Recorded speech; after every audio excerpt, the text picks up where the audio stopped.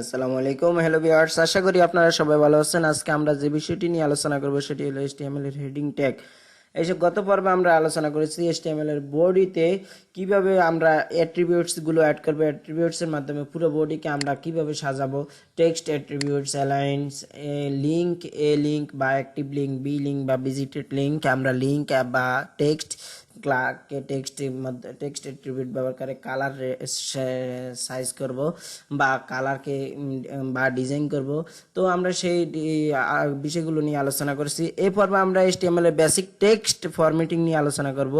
তো চলুন শুরু করা যাক। আজকে আমরা টেক্সট ফরম্যাটিং এর মধ্যে যে বিষয়টি নিয়ে আলোচনা করব HTML এর হেডিং ট্যাগ। HTML এর হেডিং আমরা আশা করি সবাই জানি থেকে HTML সম্পর্কে যারা মোটামুটি ইউটিউব বা অন্যান্য গুগল বা অন্যান্য রিসোর্স ঘাটাঘাটি করেছি বা W3 স্কুল, আমরা অবশ্যই জানি যে HTML এর হেডিং ট্যাগ 6টি বা HTML এর হেডিং ট্যাগ রয়েছে বা আমরা হেডিং সম্পর্কে মোটামুটি আমাদের ধারণা রয়েছে। তো চলুন শুরু করা যাক। আসলে আমরা ফার্স্টলি যে বিষয়টি নিয়ে আলোচনা করবো সেটা হলো হেডিং। হেডিং আসলে কি? আমরা অবশ্যই জানি যে হেডিং হলো কোনো লেখা বা কোনো এক ধরনের লেখা যেটা দিয়ে আমরা HTML এর হেড বা শিরোনাম কে বুঝে থাকি। যেন টিভি বা অন্য সিরিয়ালগুলোর আমরা যখন দেখি যে টিভির নিচের দিকে একটা শিরোনাম যেতেছে, বা এটাই হলো HTML এর হেডিং বা হেডিং বলে যে এক কথায়, বা যা নিউজ পেপারে প্রবর্তিত হয় যে হেডিং আকারে। HTML এর হেডিং মনে করেন আপনি প্যারাগ্রাফ লিখলেন, প্যারাগ্রাফের নাম কি? আওয়ার মাদ্রাসা বা আওয়ার স্কুল, এটা হলো আপনার হেডিং। আর আপনি যেটা লিখবেন নিচে প্যারাগ্রাফ তো আপনি লিখেন ফ্রি ট্যাগের মাধ্যমে, আমরা যেটাকে বলি HTML এর ভাষায় প্যারাগ্রাফ। তো আমরা হেডিং সম্পর্কে মোটামুটি ধারণা নিয়েছি যে হেডিং হলো এমন একটা বিষয় যেটা হলো মূল অংশ, আর তার পরবর্তী অংশ যেটা এটা হলো প্যারাগ্রাফ বা বিস্তারিত অংশ। টেক্সট এডিটরে যেটা থাকে এটা হলো হেডিং, মনে করেন প্যারাগ্রাফ। তো আমরা HTML এর হেডিং ট্যাগ নিয়ে আলোচনা করবো। HTML এর হেডিং ট্যাগ হলো 6টা, H1 থেকে শুরু করে H6 পর্যন্ত। এই 6টা হলো HTML heading tag.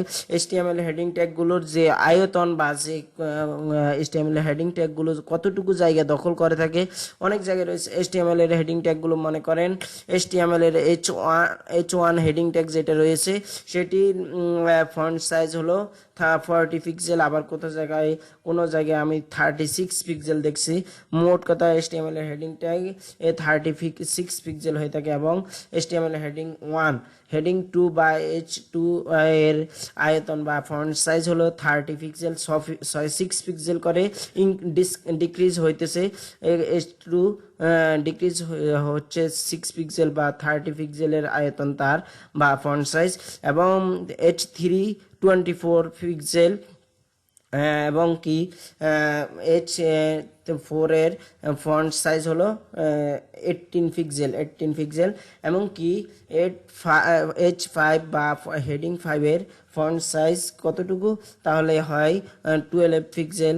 And H6 বা আমরা যাকে বলি হেডিং 6, তার ফন্ট সাইজ কত?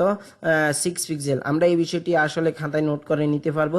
এই আপনারা যেহেতু ইউটিউব থেকে দেখতেছেন বা অন্যান্য ভিডিও ডাউনলোড করে বা যে কোনোভাবে দেখতেছেন, তাহলে আপনাদের জন্য একটা সহজ বিষয় হলো আপনারা এগুলো খাতায় নোট করেন, তাহলে আপনাদের বুঝে সহজ হবে। আপনারা যে কোনো সময় প্র্যাকটিস করতে সহজ হবে। যে কোনো সময় আপনি দেখে আপনি নিজেও এক সময় এই গুলো দেখে আপনি ইউটিউবে ভিডিও আপলোড করতে পারবেন। সেই সময় হয়তো আমরা ইউটিউবে ভিডিও আপলোড করবো না বা থাকবো না, সেই সময় নতুন প্রজন্মের জন্য আপনি ভিডিও আপলোড করে যেতে পারবেন।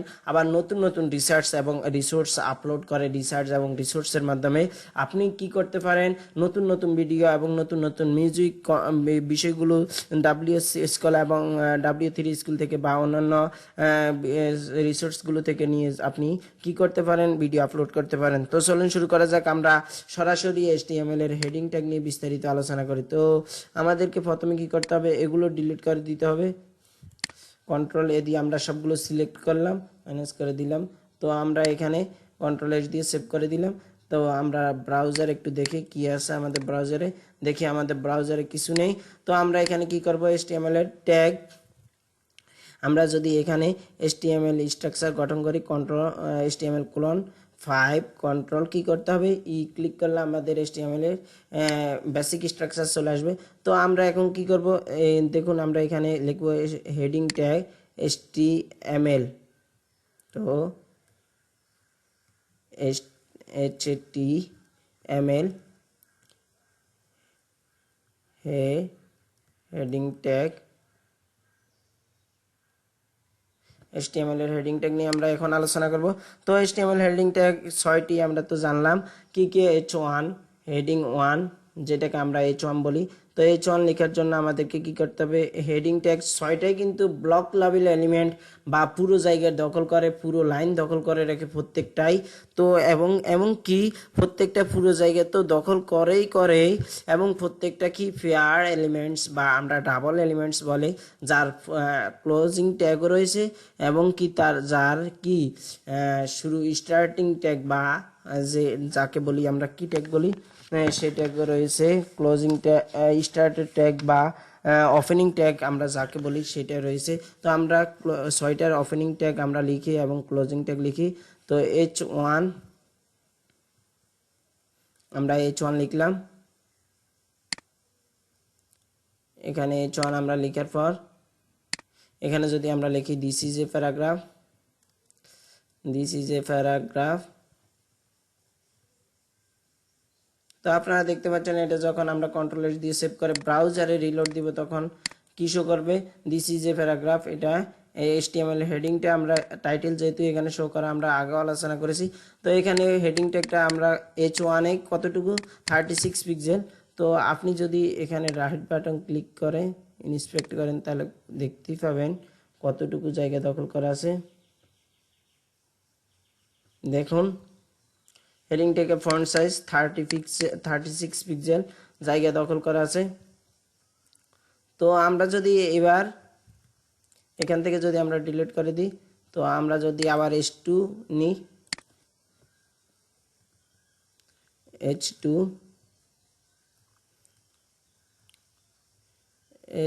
নিয়ে নিই,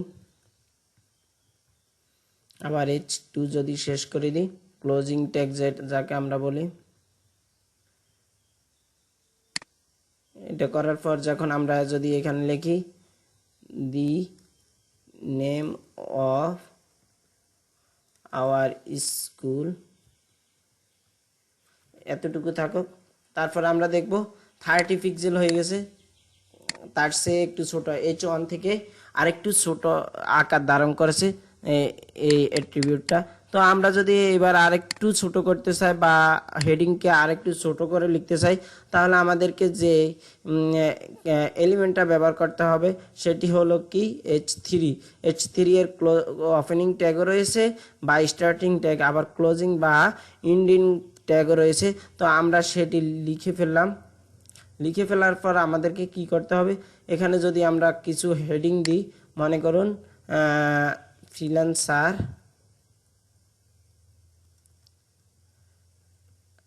রাকিব বা freelancer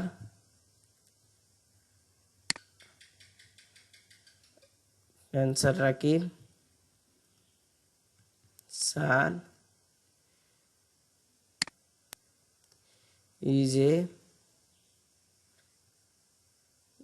is the most favorite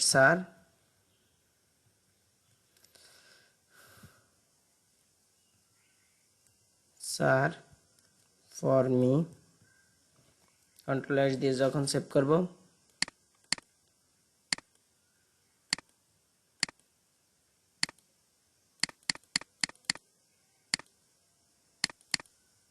এবার কন্ট্রোল, এখন দেখুন আরেকটু ছোট হয়ে গেছে, H3 দিছে ফ্রিল্যান্সার রাকিব স্যার। আমি আসলে ওয়ার্ডপ্রেস ডেভেলপমেন্ট শিখছিলাম, WordPress e commerce Shopify multi vendor থেকে শুরু করে সব কিছু আমি ইয়ে থেকে শিখেছিলাম। ফ্রিল্যান্সিং ফ্রি কেয়ার থেকে আমি ব্যাচ 3 এর স্টুডেন্ট ছিলাম। স্যার খুবই ভালো শিখিত এবং আপনারা যদি চান ওইখান থেকে আপনি ফ্রিল্যান্সার রাকিব স্যারের ওইখান থেকেও আপনি শিখতে পারেন সহজে। আশা করি আপনারা সেই বিষয়টি খেয়াল রাখবেন। যেহেতু আমার একটা ইনস্টিটিউট আমার সাথে রক্তের সম্পর্ক হয়ে গেছে, সেহেতু আপনারা ওইখান থেকে শিখতে পারেন। আমার এখানে টিউটোরিয়ালগুলো দেখতে পারেন, অসুবিধা নাই, নো প্রবলেম। স্যার এখনও আছে সুন্দরভাবে, স্যার কিন্তু আপনাদের মাঝে সুন্দরভাবে শিখাইতেছে। স্যার কিন্তু অত্যন্ত talent freelancer Rakib sir. Sir হয় চাকরিও করে, চাকরির পাশাপাশি এই কাজটাও করে। স্যার কিন্তু খুব ফেভারিট আমার, কি বলবো আপনাদেরকে, স্যার তো স্যারের তুলনা হয় না। তো আপনারা সে বিষয়টি খেয়াল রাখবেন। এবার আমরা যে বিষয়টি নিয়ে আলোচনা করব সেটি হলো H4। আমরা H4 টিউটোরিয়াল নিয়ে H4 ট্যাগ নিয়ে আলোচনা করব। তো H4 এর ওপেনিং ট্যাগ রয়েছে যেহেতু, আবার H4 এ বলেছি যে হেডিং ট্যাগ 6টার কি ওপেনিং এবং ক্লোজিং ট্যাগ রয়েছে, সেহেতু H4 এরও তো সেহেতু কি রয়েছে ওপেনিং ট্যাগ এবং ক্লোজিং ট্যাগ রয়েছে। তো আমরা ক্লোজিং ট্যাগ লেখার পর আমরা এখানে যদি লিখি, হ্যাঁ, এখানে যদি লিখি ফ্রিল্যান্সার জিহাদ, তো এটা লেখার পর আমরা দেখবো যে তার চেয়ে আরেকটু ছোট, H3 থেকে আরেকটু ছোট, বা যেটাকে আমরা বলি কি 18 পিক্সেল বা এতটুকু, বা H3 নাকি H4, তাহলে আমরা বলবো এটাকে কি 18 পিক্সেল যেটাকে বলি, এটা ধারণ করেছে। তো আমরা যদি আবার আর একটু লিখি যে H4 থেকে যদি আমরা H5 করে দিই, কন্ট্রোল ডি দিয়ে একটা নিয়েছি H5, এখানে যদি H5 করে দিই, কন্ট্রোল এস দিয়ে সেভ করি, এখানে রিলোড দিই, দেখুন আরেকটু ছোট হয়ে গেছে। এখানে যদি আমি আরেকটা নিই, কন্ট্রোল ডি দিয়ে আরেকটা নিই, এখানে যদি 6 করে দিই, এখানে যদি কন্ট্রোল এস দিয়ে সেভ করি, তাহলে আপনারা দেখবেন হেডিং ট্যাগ 6টা নিচে নিচে শো করছে, উপর থেকে বড়। এখানে দেখুন H1 ট্যাগ, যেটা দিস ইজ এ প্যারাগ্রাফ, এটা H1 ট্যাগ, যার কারণে এটা অনেক বড় করে দেখাচ্ছে। আর the name of our school, এটা তার চেয়ে আরেকটু ছোট ট্যাগ, তার কারণে আরেকটু ছোট। এভাবে আপনারা কিন্তু, আমি প্রথমে বলে দিচ্ছি কোনটার কতটুকু আয়তন, এইভাবে জায়গা দখল করে নিয়েছে। তো আপনারা এই বিষয়গুলো বারবার প্র্যাকটিস করবেন এবং বারবার যাচাই করবেন। হেডিং ট্যাগ সবসময় মনে রাখবেন, এটা শুধু আপনি ইউজ করবেন। আমরা যেহেতু সিএসএস এর মাধ্যমে এগুলোকে মডিফাই করতে পারবো, তারপরে এগুলোকে আপনি ইউজ করবেন হেডিং এর জায়গায়। আপনি ফি ট্যাগকেও কিন্তু একটা একটা হেডিং এর মতো তৈরি করতে পারবেন সিএসএস এর মাধ্যমে, বা অ্যাট্রিবিউট ব্যবহার করে উইথ হাইট বা কালার বা ফন্ট সাইজ, এই ধরনের কিছু অ্যাট্রিবিউট ব্যবহার করে, স্টাইল অ্যাট্রিবিউট ব্যবহার করে আপনি নানা ধরনের স্টাইল করতে পারেন। তবে খেয়াল রাখবেন হেডিং ট্যাগ হেডিং এর মধ্যে ব্যবহার করবেন, অন্য কোনো জায়গায় ব্যবহার করবেন না। তো আজকে এই পর্যন্ত, আপনারা সবাই ভালো, আশা করি ভিডিওটি সুন্দরভাবে দেখবেন। আশা করি সবাই ভালো থাকবেন, সুস্থ থাকবেন। এই করোনার মধ্যে সবাই সবার জন্য দোয়া করবেন। আজকে এ পর্যন্ত টিউটোরিয়াল। আসসালামু আলাইকুম রহমতুল্লাহি ওয়া বারাকাতুহু।